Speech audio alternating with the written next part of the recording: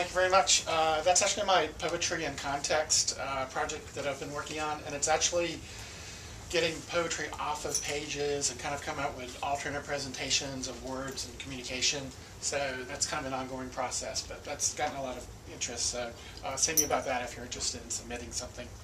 I'm going to start with a pair of poems that are both complete opposite approaches to the same kind of summary subject, and that is sweat.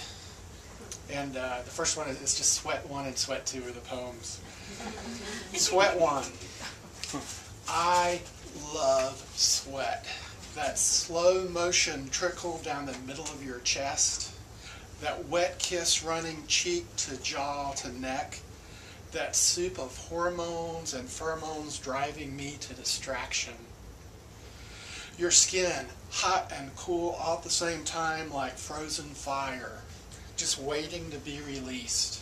Your skin so touchable as my fingers play rumba rhythms across your flesh, drawing slow, careless, loving circles in the divine, visceral wetness that shines from your lover's skin. I trace and trace again that path from shuddering shoulder blade to small of heaving back, and I steal a kiss of sweat from the crooked neck and shoulder, and savor it so sweet, so salty, on my parched lips, part ambrosia, part aphrodisiac. I love sweat. Then here's the flip side. And I would actually write this one first, but if I read this one first, it spoils the first one. So, and this is Sweat 2. I hate sweat. The way it makes my shirt front and back blossom into a sticky Rorschach test. The blots of wetness forming demon hell spawn that won't get off my back. This sweat is defense mechanism to a hostile alien environment. Sweat is inconvenient truth, unstoppable body function. This is me changing t-shirts 3-4 times a day. This is me scratching my skin and finding dead skin slush under my fingernails. Feeling so sticky, greasy, even a cold shower is but brief respite. I can stand in front of fans, in front of open freezer doors all damn day, but this hell will not end. I'm melting like an ice cube on a hot tin roof, losing myself. Standing in an ever-growing pool of perspiration until there is nothing left of me, until I am finally spent. I hate sweat. And then the third and last one, I have kind of a science background, so this kind of brought out the science geek in me. I started doing research on the different measurements for heat, and there's actually like 9 different scales, and Celsius, Fahrenheit, and this one's my personal favorite, Celsius.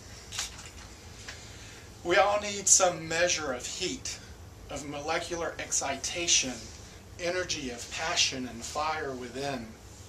I prefer the preciseness of Celsius over the whims and randomness of Fahrenheit or the absolutes of Kelvin.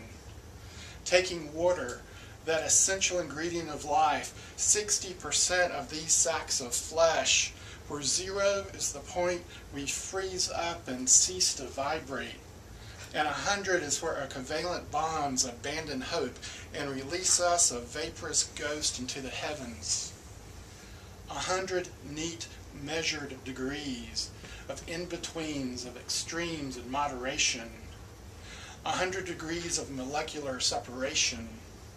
From barely living, cold, frozen hearts to shivering fragility and hypothermia, to blankets, heavy coats, and hugs to save heat, to light windbreakers and layered t-shirts, to tank tops, baggy shorts, and summer love, to flop sweat and church fans, to fevered brow and raving lunatics, to boiling blood and steaming skin. There's a fire in one's heart that blazes and takes us right to that point, to that 99th degree, right before, just shy of flying apart.